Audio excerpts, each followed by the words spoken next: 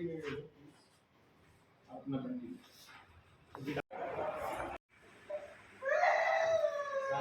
वर्ष का है? बच्ची है ये? कितने साल की है? वजन कम है? क्यों? बीमार रहती है कि घर में होता है?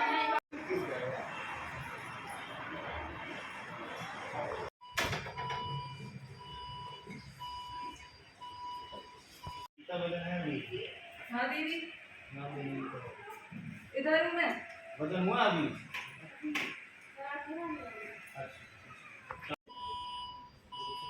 नहीं मिला है। अच्छा, कितने बजे मिलता है?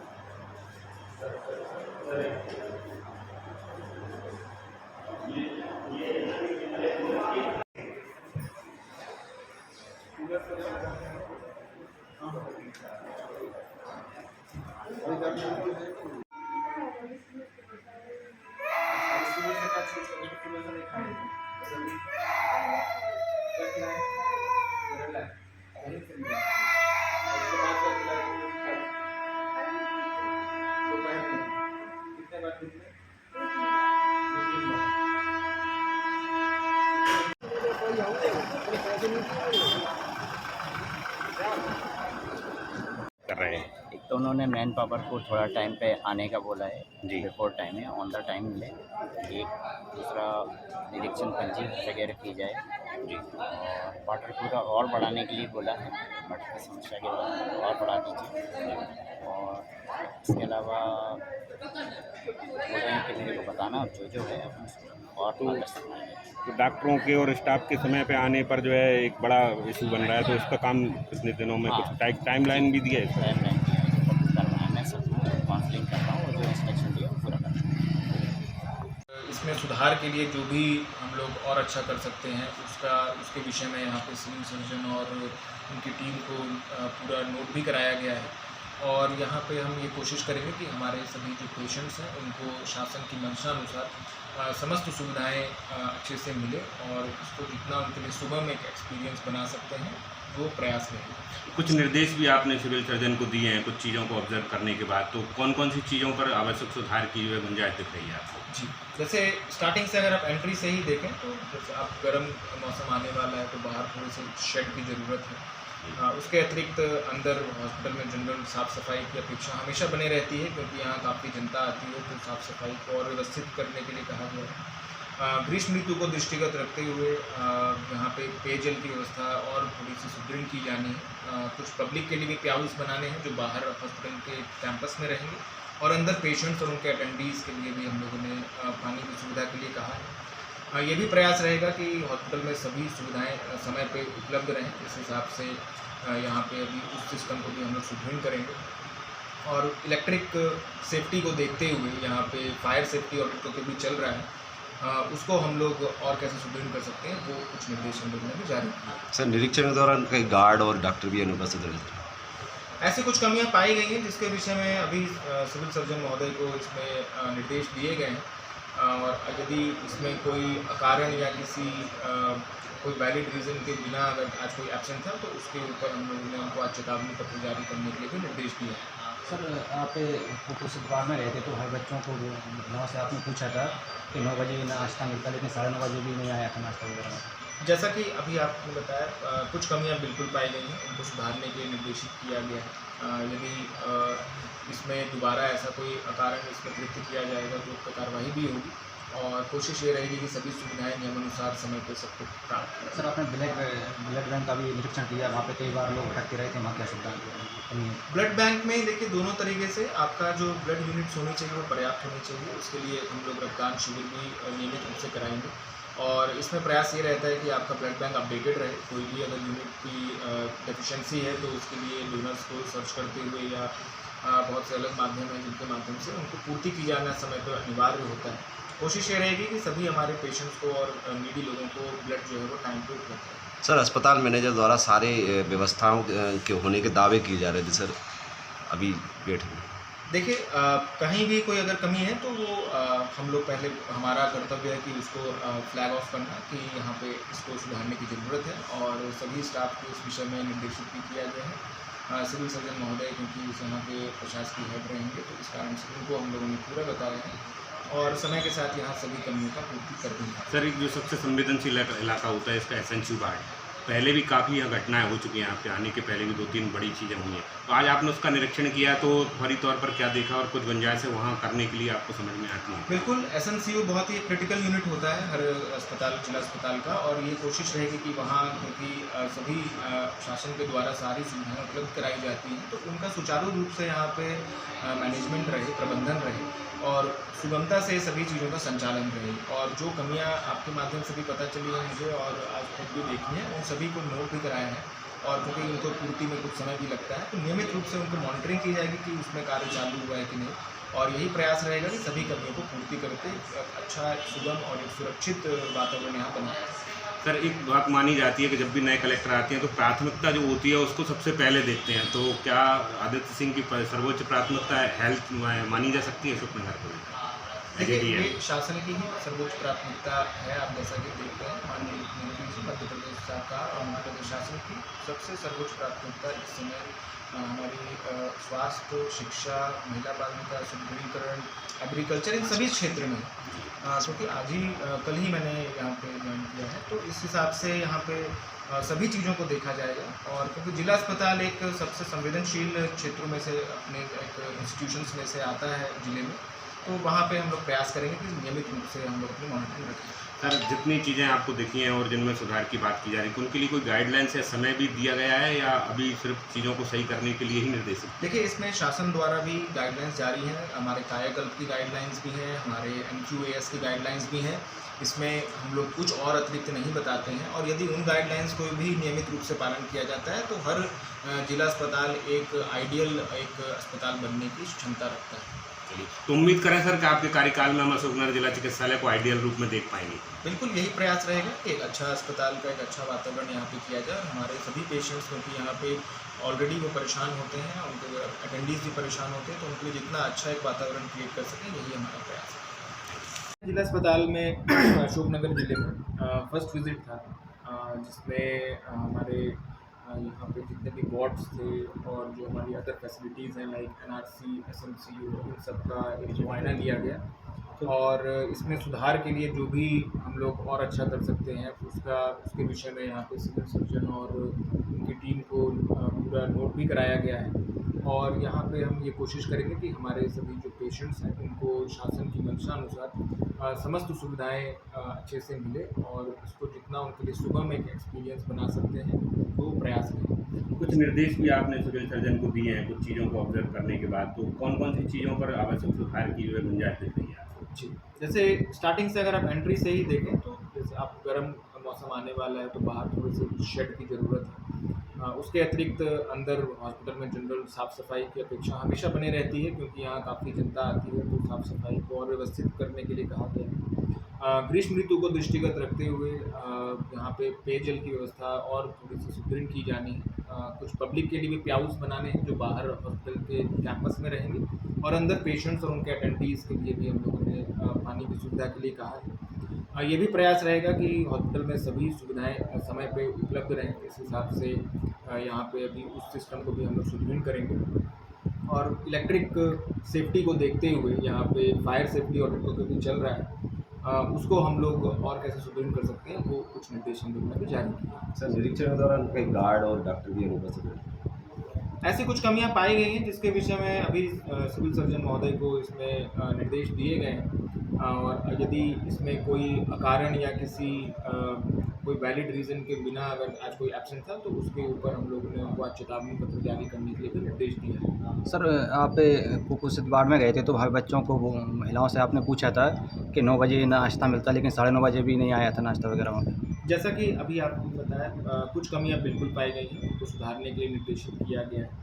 यदि इसमें दोबारा ऐसा कोई अकारण इसमें कृत्य किया जाएगा तो उस पर कार्रवाई भी होगी और कोशिश ये रहेगी कि सभी सुविधाएं नियमानुसार समय पर सबको प्राप्त हों। सर आपने ब्लड बैंक का भी निरीक्षण किया, वहाँ पे कई बार लोग भटकते रहे थे, वहाँ क्या सुविधा देखिए कमी है? ब्लड बैंक में देखिए दोनों तरीके से आपका जो ब्लड यूनिट्स होनी चाहिए वो पर्याप्त होनी चाहिए। उसके लिए हम लोग रक्तदान शिविर भी नियमित रूप से कराएंगे और इसमें प्रयास ये रहता है कि आपका ब्लड बैंक अपडेटेड रहे। कोई भी अगर यूनिट की डेफिशिएंसी है तो उसके लिए डोनर्स को सर्च करते हुए या बहुत से अलग माध्यम हैं जिनके माध्यम से उनको पूर्ति की जाना समय पर अनिवार्य होता है। कोशिश ये रहेगी कि सभी हमारे पेशेंट्स को और नीडी लोगों को ब्लड जो है वो टाइम पे उपलब्ध है। सर अस्पताल मैनेजर द्वारा सारे व्यवस्थाओं के होने के दावे किए जा रहे थे सर, अभी डेट देखिए कहीं भी कोई अगर कमी है तो वो हम लोग पहले हमारा कर्तव्य है कि उसको फ्लैग ऑफ करना कि यहाँ पे इसको सुधारने की ज़रूरत है और सभी स्टाफ को इस विषय में निर्देशित भी किया गया है। सिविल सर्जन महोदय क्योंकि यहाँ के प्रशासकीय हेड रहेंगे तो इस कारण से उनको हम लोगों ने पूरा बताया है और समय के साथ यहाँ सभी कमियों का पूर्ति कर भी। सर एक जो सबसे संवेदनशील इलाका होता है इसका एसएनसी वार्ड,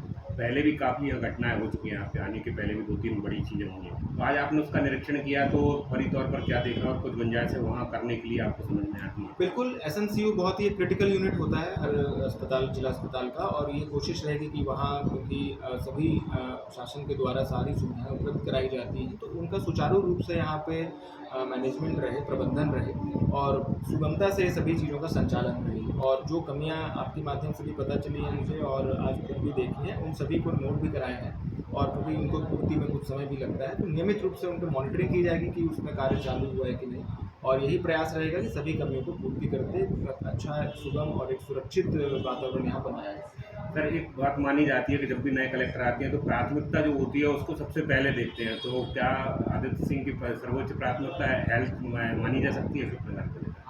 देखिए ये शासन की ही सर्वोच्च प्राथमिकता है। आप जैसा कि देखते हैं माननीय मुख्यमंत्री मध्य प्रदेश सरकार और मध्य प्रदेश शासन की सबसे सर्वोच्च प्राथमिकता इस समय हमारी स्वास्थ्य, शिक्षा, महिला बाल विकास, सुदृढ़ीकरण, एग्रीकल्चर इन सभी क्षेत्र में क्योंकि आज ही कल ही मैंने यहाँ पे ज्वाइन किया है तो इस हिसाब से यहाँ पे सभी चीज़ों को देखा जाएगा और क्योंकि जिला अस्पताल एक सबसे संवेदनशील क्षेत्रों में से अपने एक इंस्टीट्यूशंस में से आता है जिले में तो वहाँ पे हम लोग प्रयास करेंगे कि नियमित रूप से हम लोग अपनी मॉनिटरिंग रखेंगे। सर जितनी चीज़ें आपको दिखी हैं और जिनमें सुधार की बात की जा रही है तो उनके लिए कोई गाइडलाइंस या समय भी दिया गया है या अभी सिर्फ चीज़ों को सही करने के लिए ही निर्देश? देखिए इसमें शासन द्वारा भी गाइडलाइंस जारी हैं, हमारे कायाकल्प की गाइडलाइंस भी हैं, हमारे NQAS की गाइडलाइंस भी हैं। इसमें हम लोग कुछ और अतिरिक्त नहीं बताते हैं और यदि उन गाइडलाइंस को भी नियमित रूप से पालन किया जाता है तो हर जिला अस्पताल एक आइडियल एक अस्पताल बनने की क्षमता रखता है। तो उम्मीद करें सर कि आपके कार्यकाल में हम अशोकनगर जिला चिकित्सालय को आइडियल रूप में देख पाएंगे। बिल्कुल यही प्रयास रहेगा कि एक अच्छा अस्पताल का एक अच्छा वातावरण यहाँ पे किया जाए और हमारे सभी पेशेंट्स क्योंकि यहाँ पे ऑलरेडी वो परेशान होते हैं, उनके अटेंडीज भी परेशान होते हैं तो उनके लिए जितना अच्छा एक वातावरण क्रिएट कर सकें यही हमारा प्रयास है। किस तरह की व्यवस्थाएं आपने देखी और किस तरह के निर्देश खास कर दिए? आज हमारे जिला अस्पताल में अशोकनगर जिले में फर्स्ट विज़िट था जिसमें हमारे यहाँ पे जितने भी वार्ड्स थे और जो हमारी अदर फैसिलिटीज़ हैं लाइक NRC, SMCU इन सब का एक मुआयना लिया गया और इसमें सुधार के लिए जो भी हम लोग और अच्छा कर सकते हैं उसके विषय में यहाँ पे सिविल सर्जन और उनकी टीम को पूरा नोट भी कराया गया है और यहाँ पे हम ये कोशिश करेंगे कि हमारे सभी जो पेशेंट्स हैं उनको शासन की मंशानुसार समस्त सुविधाएं अच्छे से मिले और इसको जितना उनके लिए सुगम एक एक्सपीरियंस बना सकते हैं वो प्रयास करें। कुछ निर्देश भी आपने सिविल सर्जन को दिए हैं कुछ चीज़ों को ऑब्जर्व करने के बाद, तो कौन कौन सी चीज़ों पर आवश्यक सुधार की जो है गुंजाइश दिख रही है आपको? जी जैसे स्टार्टिंग से अगर आप एंट्री से ही देखें तो जैसे आप गर्म मौसम आने वाला है तो बाहर थोड़े से शेड की ज़रूरत है उसके अतिरिक्त अंदर हॉस्पिटल में जनरल साफ़ सफाई की अपेक्षा हमेशा बने रहती है, क्योंकि यहाँ काफ़ी जनता आती है, तो साफ़ सफाई को और व्यवस्थित करने के लिए कहा गया है। ग्रीष्म ऋतु को दृष्टिगत रखते हुए यहाँ पे पेयजल की व्यवस्था और थोड़ी सी सुदृढ़ की जानी है। कुछ पब्लिक के लिए भी पे हाउस बनाने हैं जो बाहर हॉस्पिटल के कैंपस में रहेंगे, और अंदर पेशेंट्स और उनके अटेंडीज़ के लिए भी हम लोगों ने पानी की सुविधा के लिए कहा है। ये भी प्रयास रहेगा कि हॉस्पिटल में सभी सुविधाएं समय पे उपलब्ध रहें। इस हिसाब से यहाँ पे अभी उस सिस्टम को भी हम लोग सुदृढ़ करेंगे, और इलेक्ट्रिक सेफ्टी को देखते हुए यहाँ पे फायर सेफ्टी ऑडिट तो भी चल रहा है, उसको हम लोग और कैसे सुदृढ़ कर सकते हैं वो कुछ निर्देश हम लोग ने भी जारी किए। सर, निरीक्षण के दौरान कई गार्ड और डॉक्टर की अनुपस्थित रहे, ऐसी कुछ कमियां पाई गई हैं जिसके विषय में अभी सिविल सर्जन महोदय को इसमें निर्देश दिए गए हैं, और यदि इसमें कोई अकारण या किसी कोई वैलिड रीज़न के बिना अगर आज कोई एब्सेंट था तो उसके ऊपर हम लोगों ने उनको आज चेतावनी पत्र जारी करने के लिए भी निर्देश दिया है। सर, आप कुपोषित वार्ड में गए थे तो हर बच्चों को, महिलाओं से आपने पूछा था कि 9 बजे नाश्ता मिलता है, लेकिन 9:30 बजे भी नहीं आया था नाश्ता वगैरह। जैसा कि अभी आपने बताया, कुछ कमियां बिल्कुल पाई गई हैं, उनको सुधारने के लिए निर्देशित किया गया है। यदि इसमें दोबारा ऐसा कोई अकारण इसमें कृत्य किया जाएगा तो उस पर कार्रवाई भी होगी, और कोशिश ये रहेगी कि सभी सुविधाएं नियमानुसार समय पर सबको प्राप्त। सर, आपने ब्लड बैंक का भी निरीक्षण किया, वहाँ पे कई बार लोग भटकते रहे थे, वहाँ क्या सुविधा कमी है? ब्लड बैंक में देखिए दोनों तरीके से आपका जो ब्लड यूनिट्स होनी चाहिए वो पर्याप्त होनी चाहिए। उसके लिए हम लोग रक्तदान शिविर भी नियमित रूप से कराएंगे, और इसमें प्रयास ये रहता है कि आपका ब्लड बैंक अपडेटेड रहे। कोई भी अगर यूनिट की डेफिशिएंसी है तो उसके लिए डोनर्स को सर्च करते हुए या बहुत से अलग माध्यम हैं जिनके माध्यम से उनको पूर्ति की जाना समय पर अनिवार्य होता है। कोशिश ये रहेगी कि सभी हमारे पेशेंट्स को और नीडी लोगों को ब्लड जो है वो टाइम पे उपलब्ध। सर, अस्पताल मैनेजर द्वारा सारे व्यवस्थाओं के होने के दावे किए जा रहे थे सर, अभी डेट देखिए, कहीं भी कोई अगर कमी है तो वो हम लोग पहले, हमारा कर्तव्य है कि उसको फ्लैग ऑफ करना कि यहाँ पे इसको सुधारने की ज़रूरत है, और सभी स्टाफ को इस विषय में निर्देशित भी किया गया है। सिविल सर्जन महोदय क्योंकि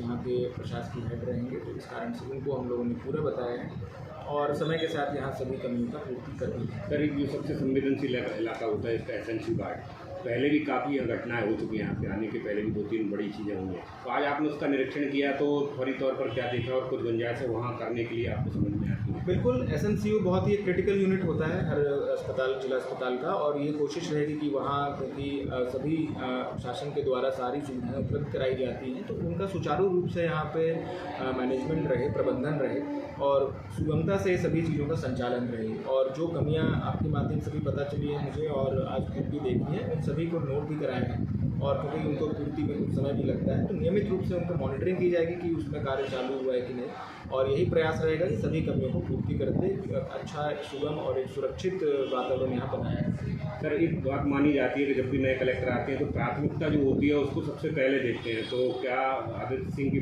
सर्वोच्च प्राथमिकता हेल्थ मानी जा सकती है सबसे? देखिए, ये शासन की ही सर्वोच्च प्राथमिकता है। आप जैसा कि देखते हैं, माननीय मुख्यमंत्री जी, मध्य प्रदेश सरकार और मध्य प्रदेश शासन की सबसे सर्वोच्च प्राथमिकता इस समय हमारी स्वास्थ्य, शिक्षा, महिला बाल विकास, सुदृढ़ीकरण, एग्रीकल्चर, इन सभी क्षेत्र में, क्योंकि आज ही कल ही मैंने यहाँ पे ज्वाइन किया है, तो इस हिसाब से यहाँ पे सभी चीज़ों को देखा जाएगा। और क्योंकि जिला अस्पताल एक सबसे संवेदनशील क्षेत्रों में से, अपने एक इंस्टीट्यूशंस में से आता है जिले में, तो वहाँ पे हम लोग प्रयास करेंगे कि नियमित रूप से हम लोग अपनी मॉनिटरिंग रखें। सर, जितनी चीज़ें आपको देखी हैं और जिनमें सुधार की बात की जा रही है, तो उनके लिए कोई गाइडलाइंस है, समय भी दिया गया है, या अभी सिर्फ चीज़ों को सही करने के लिए ही निर्देशित? देखिए, इसमें शासन द्वारा भी गाइडलाइंस जारी हैं, हमारे कायाकल्प की गाइडलाइंस भी हैं, हमारे NQAS की गाइडलाइंस भी हैं। इसमें हम लोग कुछ और अतिरिक्त नहीं बताते हैं, और यदि उन गाइडलाइंस को भी नियमित रूप से पालन किया जाता है तो हर जिला अस्पताल एक आइडियल एक अस्पताल बनने की क्षमता रखता है। तो उम्मीद करें सर कि आपके कार्यकाल में हम अशोकनगर जिला चिकित्सालय को आइडियल रूप में देख पाएंगे। बिल्कुल, यही प्रयास रहेगा कि एक अच्छा अस्पताल का एक अच्छा वातावरण यहाँ पे किया जाए, और हमारे सभी पेशेंट्स, क्योंकि यहाँ पे ऑलरेडी वो परेशान होते हैं, उनके अटेंडीज भी परेशान होते हैं, तो उनके लिए जितना अच्छा एक वातावरण क्रिएट कर सकें, यही हमारा प्रयास है।